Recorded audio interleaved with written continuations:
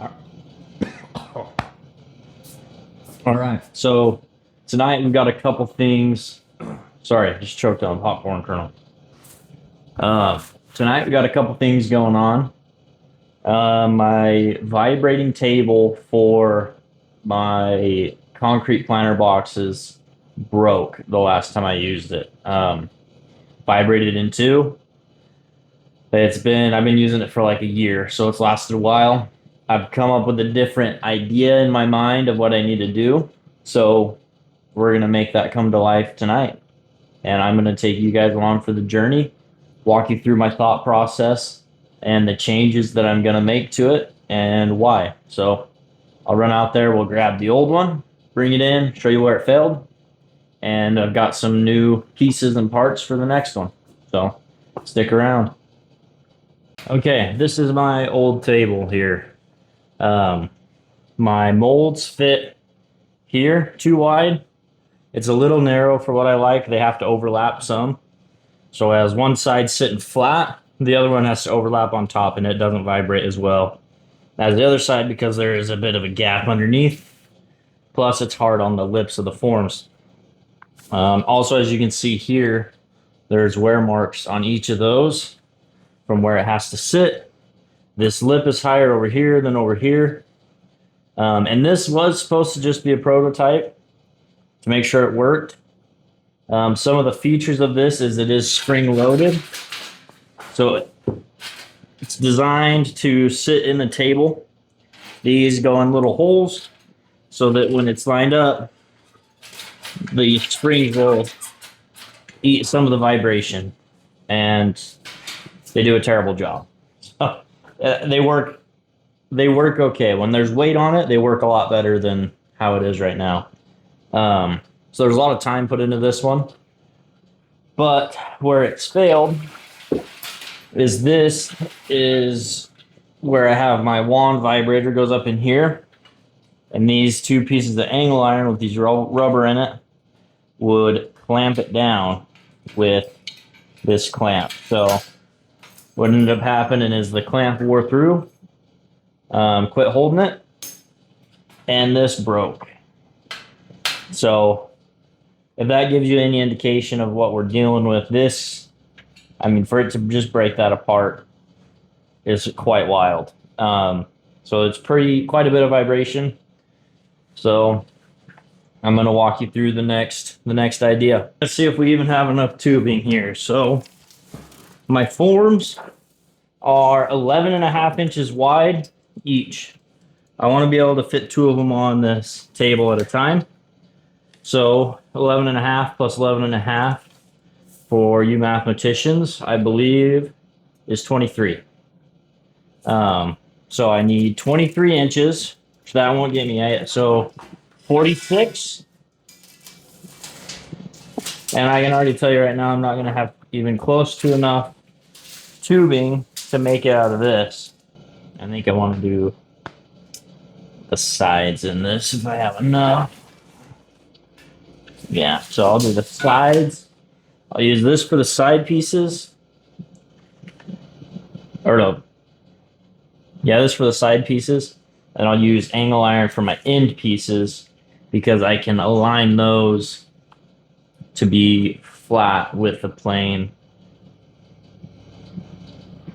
It's going to be easier to line up.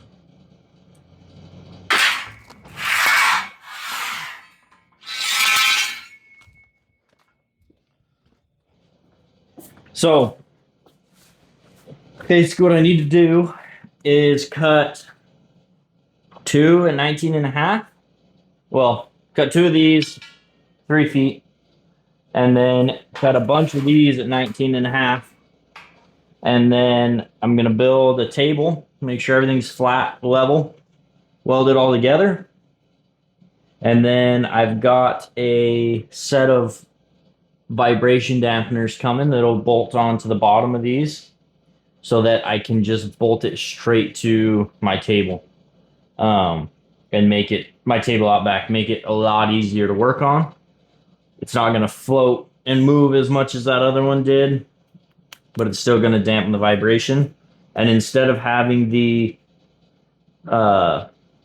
the vibrator go underneath.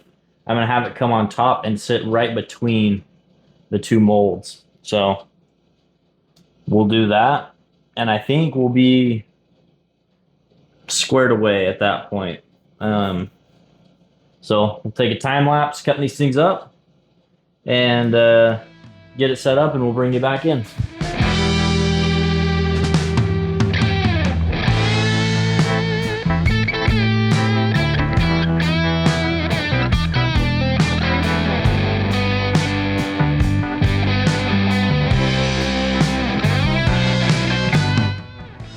Okay, so here's what we're gonna do. Envision this with me. We've got these angle iron here are gonna go like this, so that the edge of the form will sit here. Same thing with the other side on that end. These ones will sit the opposite way, level on the plane of this flat one, so that the form has more surface area to sit on. And there's going to be 4 of them.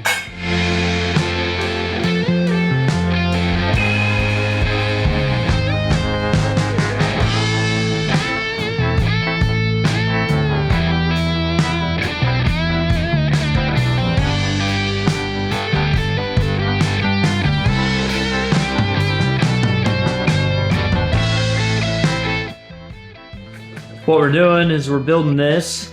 It's going to go in here. That whip vibrator is going to come over the top, and this will have that. And these 2 pieces here will weld on to that. Cut these out so they fit on there. We'll weld a piece of angle on here so we have a spot to bolt from.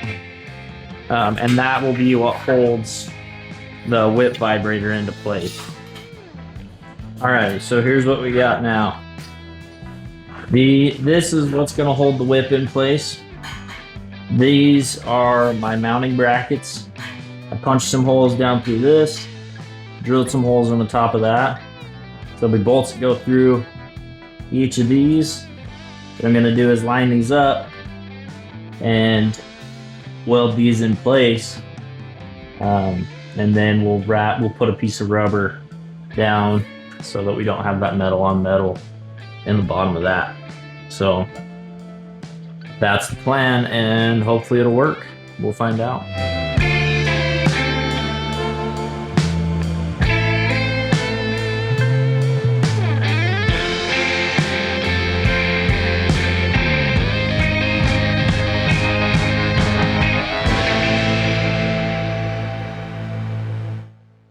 We are going to attach, I've got a couple of these vibration dampeners. We'll see how good they are. But they're basically just 2 bolts that are put into a rubber deal. So what we're going to do is I've got these nut zerts that thread in,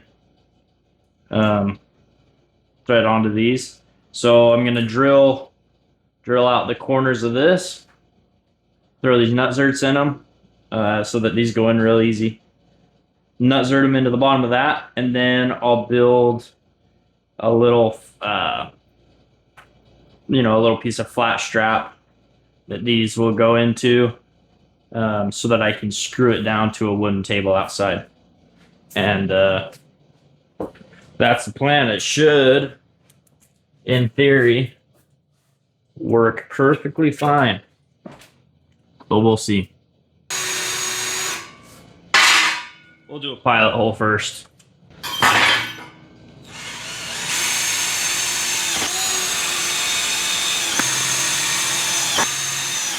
I'll finish drilling these holes, put you guys on a time lapse.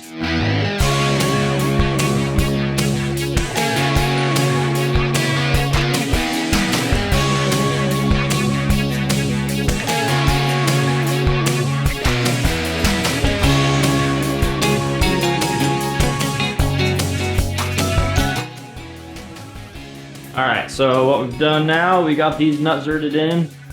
What I'm gonna do is cut 3 more of these, measure these out, get them a little bigger. We'll either put a nut zert on the top or we'll put a nut zert in the face. And then if we put one in the face, we'll just drill holes straight through. If we put one in the top, which I think is what we're gonna do, I'll put a piece of flat strap on the bottom, weld it to it both sides, and put holes around the edge so we can screw it in 4 places for each leg. And then with that, I'll be able to adjust this up and down to get it perfectly level where we want it. So we'll throw you back on a time lapse and we'll do that.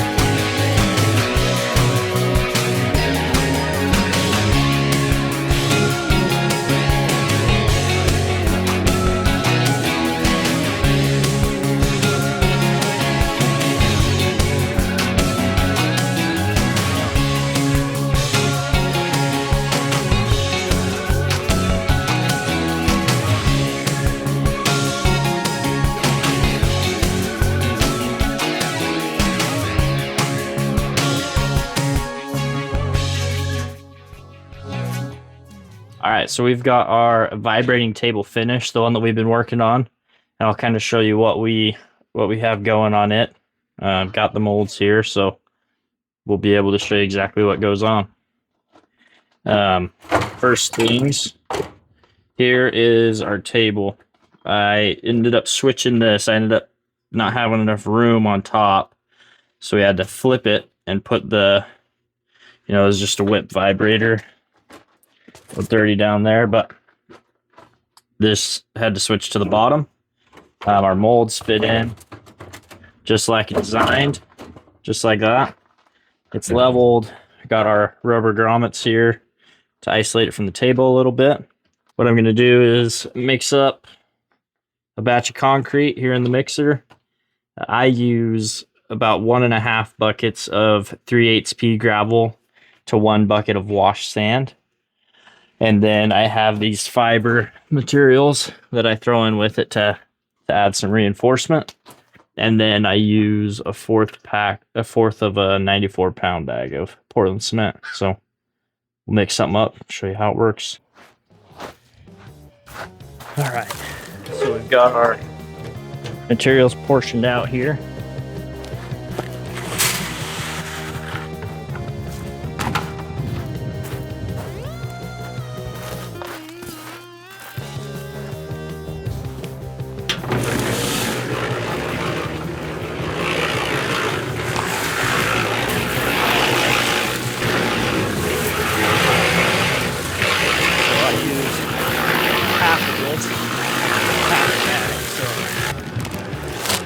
Scientific.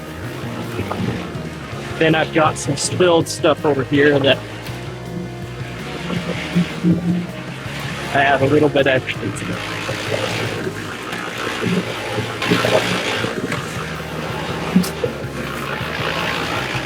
So, now moving here.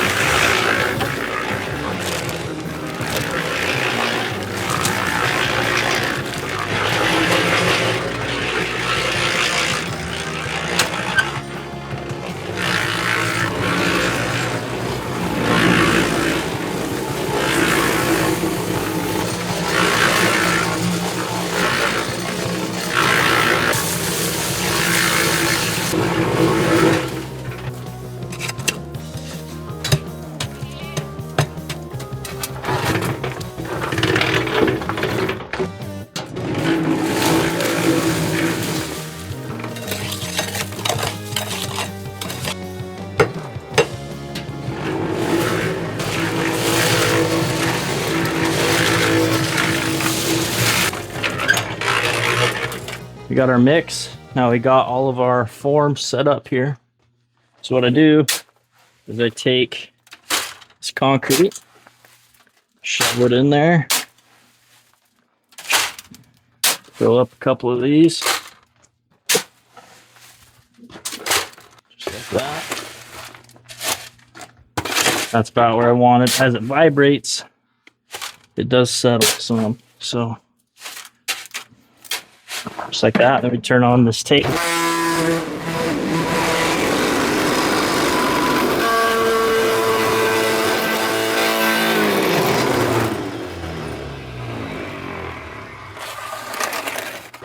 And it's fairly loud.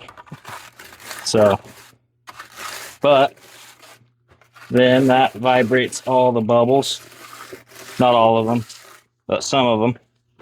And it consolidates the concrete, making it a lot stronger. I'm not sure the percentage of strength that it gains by vibrating it, but it's quite substantial, especially in a molded setting.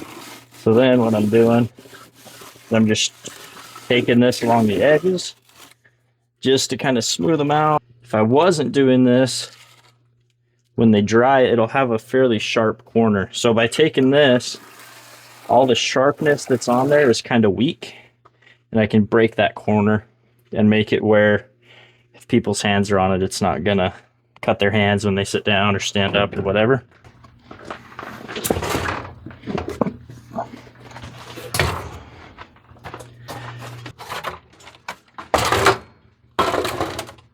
Just like that. And the process continues.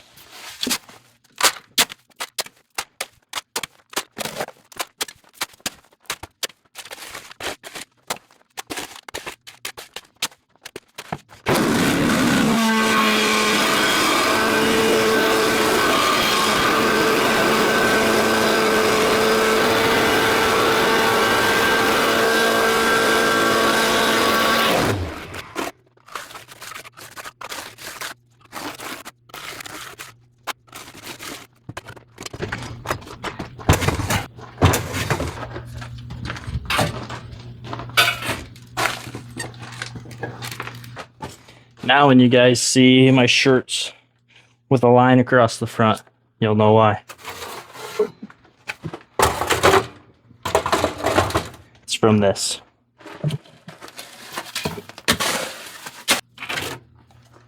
I will say this table works much better than the previous version of it. I'm much happier with this one.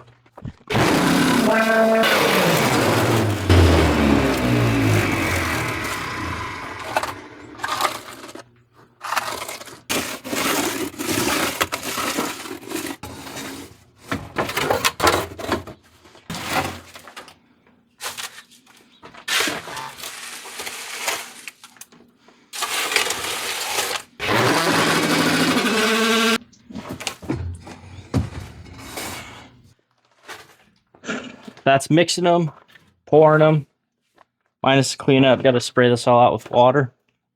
And then in about 4 hours-ish, I'll come out and pull these pins out. So we have a place to pin all these things together. And that's it for now. Thanks for watching.